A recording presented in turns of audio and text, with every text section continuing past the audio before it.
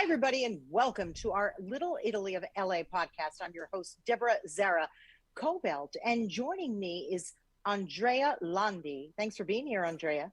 Hi, Deborah. Thank you for having me. Good to see you. I'm just thrilled to have you here. You are president of Landi Renzo, USA. You do lots of things, but you're also on our board of Little Italy of Los Angeles, which is how we got to know one another. So It's really an honor to have you joining us here today. So thank you. Oh, it's a pleasure. Tell us a little bit about your company. Would you? Sure. So we do eco-friendly engines and technologies for the automotive business. We've been in business for many years, almost 70 now. My grandfather started the company in Italy. Now it's a multinational headquarter. That's some of the old pictures. It's funny because that picture it represents one of the first emission lab that we had. Funny story because you're bringing it up. My grandfather. Yeah, go ahead.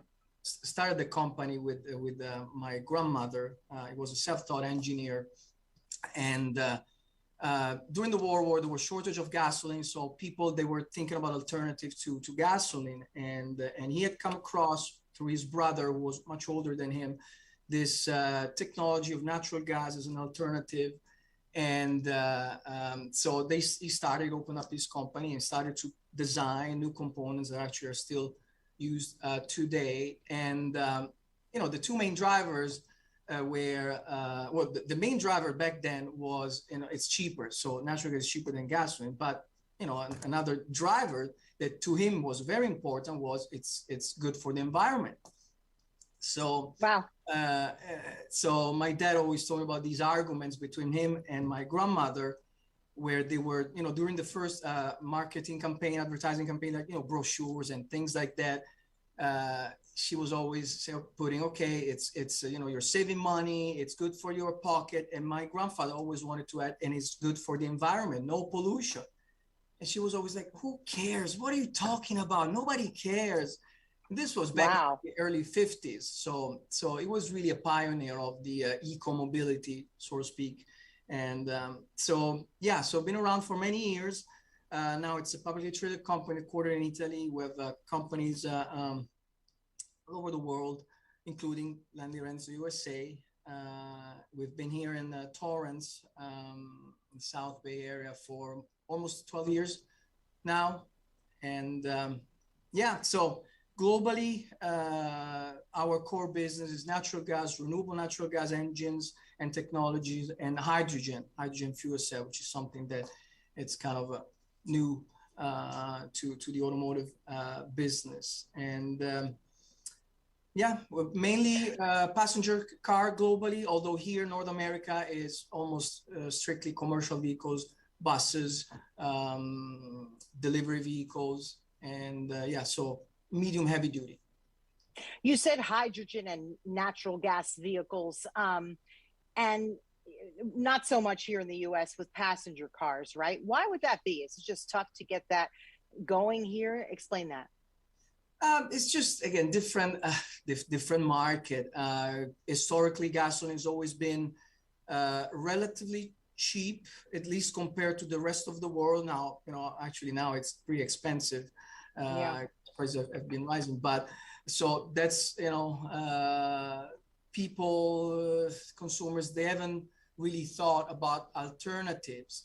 And so I think that's historically has been the main driver. Now it's expensive for companies like us to manufacture the technology. There's just different regulations where the rest of the world is perhaps easier to get the products to the market. Okay, so then it's cheaper for end users to have the possibility of having a car running on natural gas or renewable natural gas or something similar. And here it's only for big fleets that have similar vehicles, same vehicles, many numbers, and it's makes more a business case for us to manufacture the technology. Let's talk a little bit about economics, right? Because if it is cheaper, right, for a truck or a bus to use the natural gas, the hydrogen, can you give us an example of what that would be? Like a typical truck, let's just say like an Amazon truck, right, a UPS truck. How much cheaper would that be as they're running that truck all year round, particularly now when gasoline's so expensive? What's the difference? Yeah. Yeah.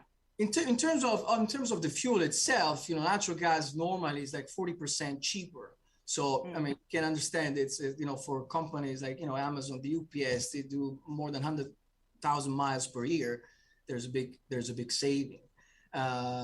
Plus, the big driver now is basically sustainability goals. So these companies have sustainability goals, and essentially renewable natural gas. I say renewable because California now 90% of the natural gas that is produced that you get at the pump is renewable. So it's a renewable energy, and as a consequence, your fleet is really running on net zero emissions, because it's basically more the carbon dioxide that you eliminate than the amount that you produce. So again, these companies, they have big sustainability goals, and when you talk about a class 6, class 7, class 8 truck, that's natural gas, renewable natural gas. That's the only established technology that is out there, and can allow these companies to really be eco-friendly. Eco-friendly and also cheaper to run, right? I think they're a little more expensive to make, right? These engines, but they're cheaper to run in the long run. Is that correct? Exactly. The cost, the cost also of ownership is much lower. The maintenance is much more efficient on this kind of with this kind of engine, with this kind of technology. So clearly there is a premium upfront to have a truck running on natural gas, but usually with these fleet you have about a year where you start earning, having your return, your investment, you start saving money with the fuel, and these trucks, they go on for 20 years. Really? Okay, that right there is worth the investment, I would think. But I understand why getting that sort of approval here in the U.S. could be a challenge. We'll get to that in a little bit. But your company, of course, is international, right? What countries are you established in? Well, I would say, pretty much everywhere there is a car or a truck.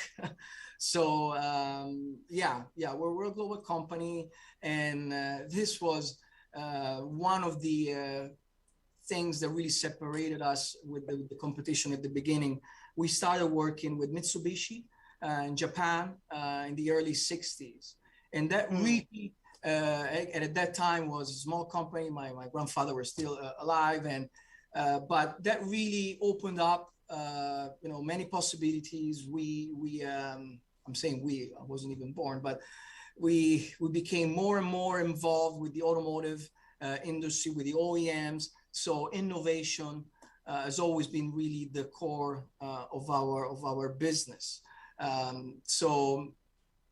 We've always we started in Italy, but exporting was very important since the first years, and we have now, I think, total of 20 companies with direct presence all over the world. But in terms of market presence with distributors and client, I would say, again, everywhere there is a truck and a car. Wow. Well, it's interesting because I was on Instagram this morning, and I was trying to tag your company, and I thought, wow, it's everywhere. It's all over the place. Even just figuring out how to tag you guys, you're just everywhere. Argentina, just wherever you were. And I thought this really has a tremendous global presence. Let's talk for a minute about you, about grandma and grandpa, but your family business. Where are you from in Italy? And I imagine it's the same place where your grandparents are from, right?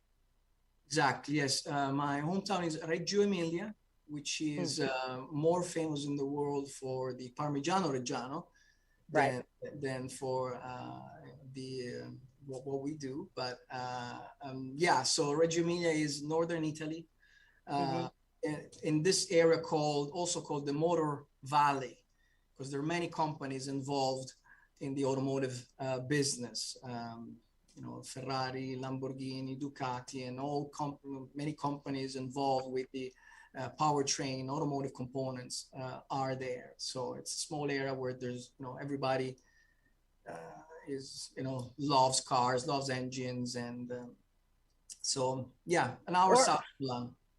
Right, I was going to say they love cars, engines, or Parmesan cheese, one or the other. It's like, food. Yes, whatever. Exactly. Yeah, cars and exactly. Food. Cars and food.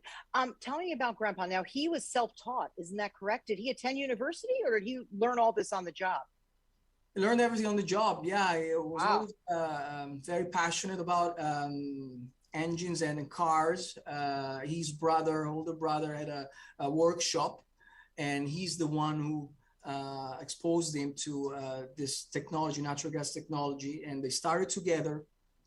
And then, when my grandfather was a bit older, he started his own workshop. At the beginning, it was a small workshop, but then, within 10 years, we already had an emission lab, which again, this it's an additional proof that he was really ahead of his times, thinking about emissions. Back then, really, people they didn't know, consider emissions. So why? I mean, okay, emission, what's that? So he was already studying emission, how to make the technology in cars being more sustainable. And and my grandmother was always at his side. Unfortunately, my grandfather passed away in the late 70s. And that's when my grandmother took over. I mean, she had all of a sudden, she was in front of a big decision. Should I keep the company? Should I sell the company? And I imagine, or from her stories, thanks to the support of her people, collaborators, and she continued with the business, and actually the business grew. And imagine a 40-year-old woman in Italy, widowed, so single woman, working in a very man-dominated business. Any business back then for a woman was difficult, but especially when you talk about cars and engines. But she was very strong-minded. She is still strong-minded and dedicated, very passionate for her business. And she was traveling the world, knowing none of English, and she's been in all kinds of countries. And back then it wasn't easy to travel, but yeah, she was traveling, and the company continued to expand. And what is your grandma's name? Because I think she's still alive, isn't she? Yeah, alive and kicking. Yes, she lives in Reggio. Her name is Giovannina. Giovannina. What do they say? Behind every great Italian man is an even greater Italian woman, right, Andre? Yeah, I think, all women of all nationality, behind a great man, there is a great woman. But yeah, definitely, for sure, in Italy back then, to be a businesswoman was something rare, very rare. Well, especially that she took it global. That's what I love about it. It didn't just stay local. I mean, I really admire her for that. She obviously got some great people behind her, but in the long run, it was her, and it was her decision making to bring this globally, which is truly remarkable. Now, your dad, this is your dad's mom, right? On your dad's side? Exactly. And then when my dad grew up, breeding engines as well, because when the company started before him, but when he was born, the company was growing. So then he took over the company at the end of the 80s, and my grandmother organically, slowly, she kind of left the day-to-day operations, and she's now honorary chairwoman, of the board. She was knighted by the president of Italy in 2014, which again, for a woman in Italy, this is not common. So there are very few nice cavaliere in Italy, and she's one of them. She attended the ceremony with the red dress and a white and green scarf representing the Italian flag, and everybody was commenting on her outfit. So yeah, that is quite extraordinary. I'd love to see that photo if you could get that for me. That's pretty incredible. Wow. Talk to me about growing up in Italy. I mean, obviously it was all about cars, right? But what was it like growing up there? Because, you know, now you live here and you're raising your kids here. Yeah. Different, like times also were different, of course, especially consider current times. But it was nice. I mean, I can't say anything but, you know, nice. My city, my hometown, Reggio Emilia, a small city, very famous actually also for the education. Something that I learned here in the United States. There is this method of teaching, the Reggio Emilia approach, and many important schools here in Los Angeles, they follow this approach. There are actually some schools that are officially certified Reggio Emilia.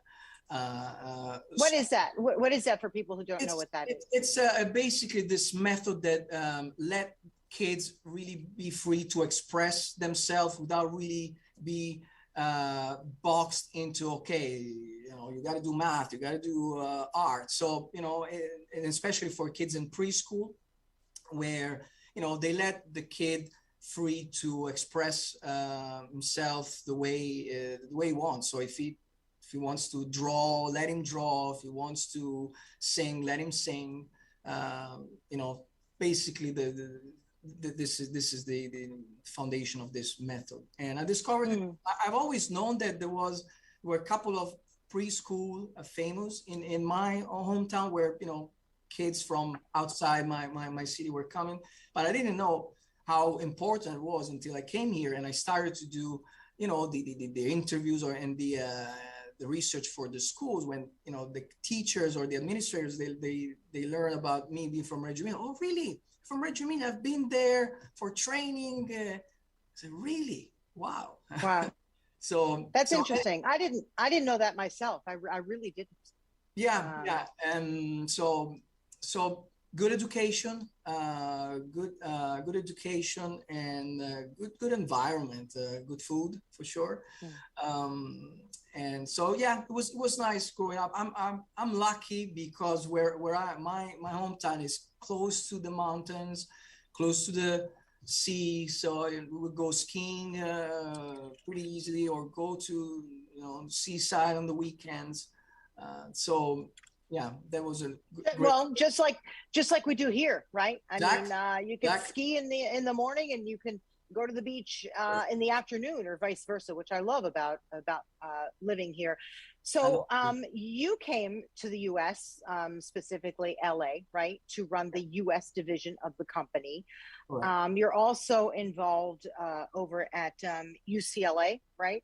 Also the South Coast Air Quality Management District. I've worked with yes.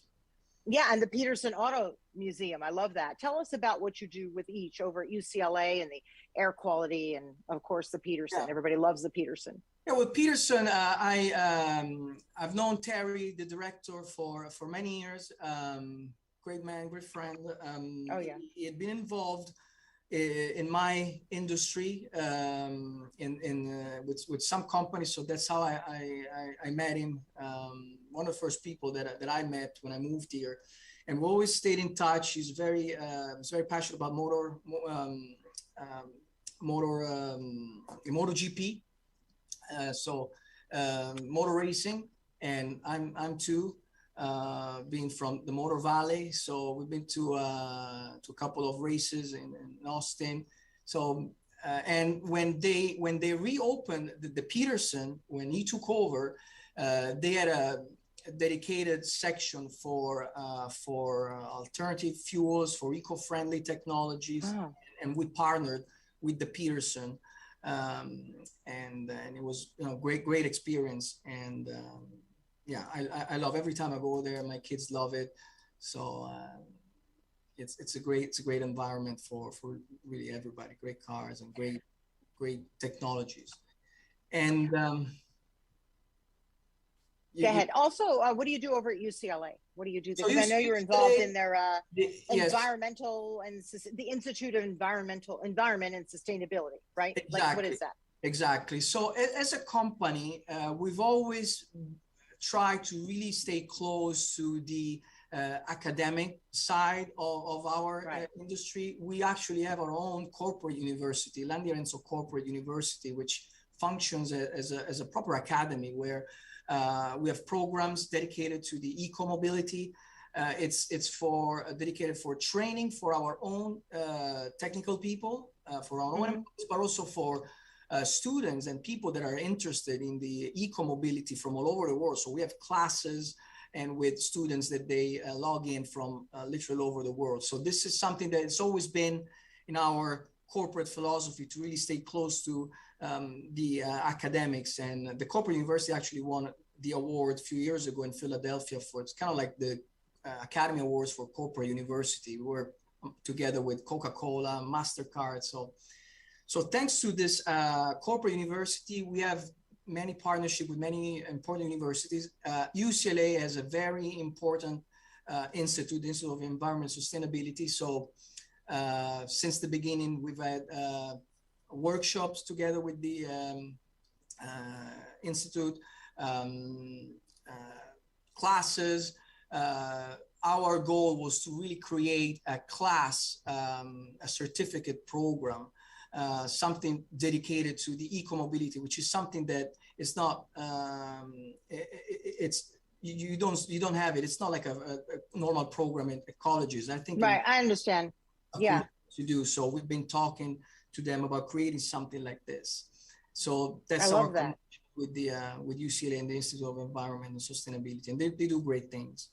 And then AQMD, it's one of the most important agencies for the clean air in California. So we've done, we're always, every time we have new products, we always try to discuss with the AQMD and get their feedback. They helped us in a partnership with also SoCalGas developing natural gas engines in the 7.3 liter engine, which is the cleanest. Cleanest engines that is currently operated by, fleet, commercial fleet, municipalities. So that was a partnership that we did with AQMD and the gas company. And so, yeah, we, clearly we need to be connected with all the stakeholders of automotive business and the eco-mobility. Right. Well, you're in the right state for doing that. That's for sure here in the U.S., right? So let's talk a little bit just for a moment about our beautiful Little Italy district down in San Pedro. I mean, we are both very proud board members. I love that place. I love what we're doing down there and what we're creating, right? Why don't you tell people a little bit about our Little Italy who might not know?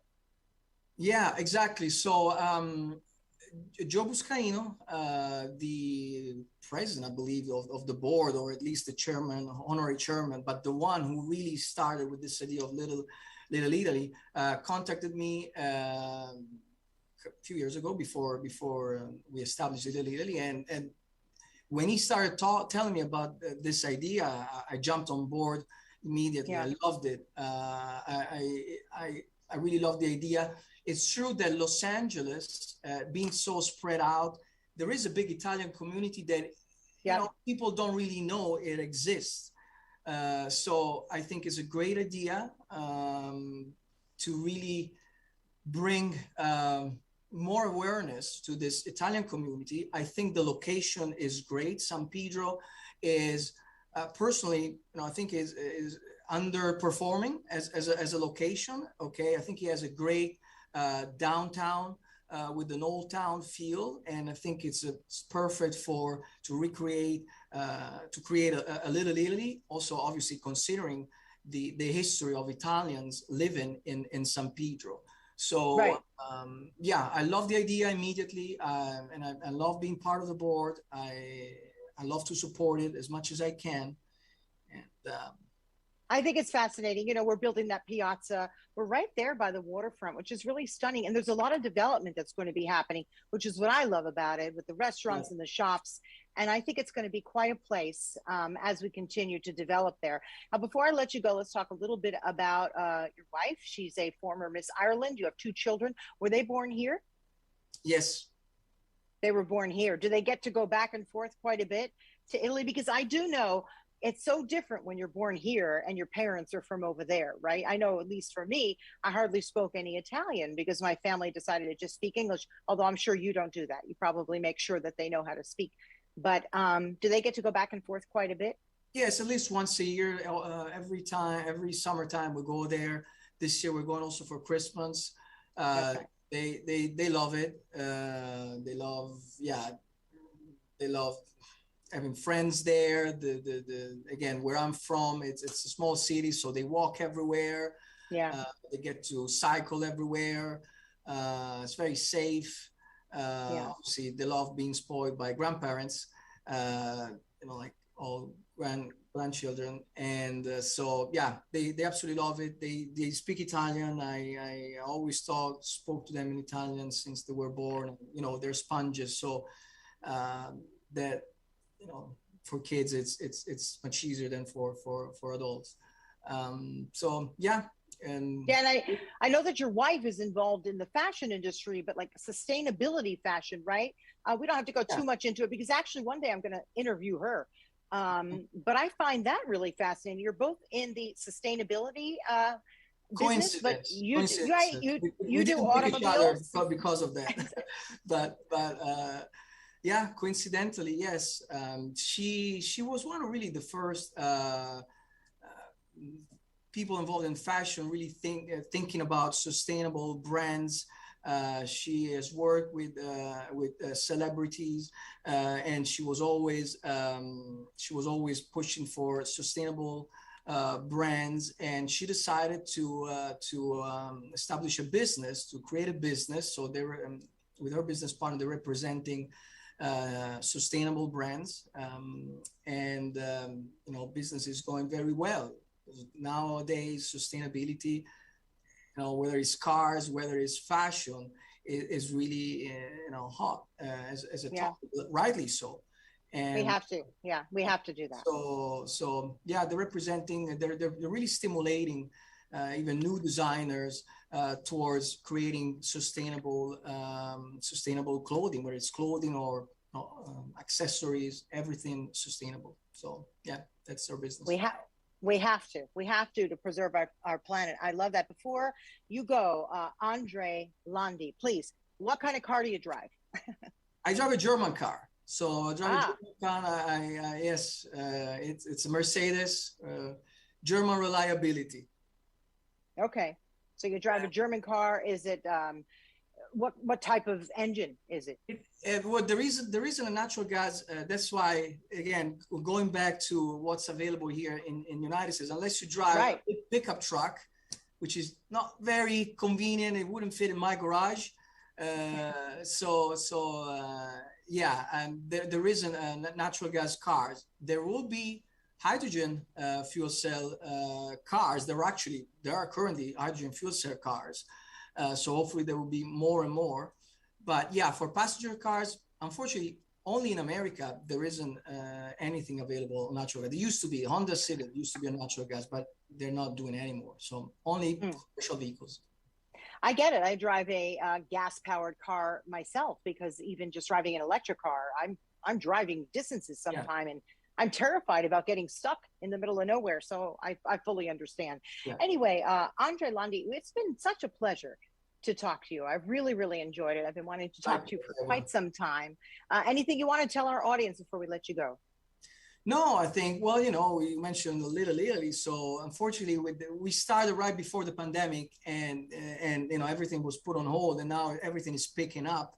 So I think, you know, once we get more and more businesses and more initiatives going there in San Pedro area, it's going to be such a great place to go. It's not far from everything else in Los Angeles, you know, like half an hour, you go, you know, everything is half an hour, even doing grocery shopping. So I'm So very, true. yeah, so I'm very excited about the Little Italy, and hopefully we'll have, more businesses coming, and it will be a place for all the Los Angelenos to go there on the weekends, or, during the holidays for holiday Yeah. shopping. Absolutely. Andrea Landi, thank you so much for being here. Thank you for Landi, having me, Deborah. It's been a pleasure.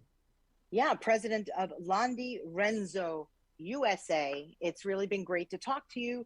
And this is our Little Italy of LA podcast. And I'm your host, Deborah Zara Kobylt. And please come visit us down in our Little Italy district. We're developing, but there's plenty of restaurants there, and beautiful waterfront. And we have a piazza. We have events usually every month. So just look us up. And it's called the Little Italy of Los Angeles Association. So thanks for tuning in today, everybody. We'll see you next time. Bye-bye. Thank you very much, Deborah.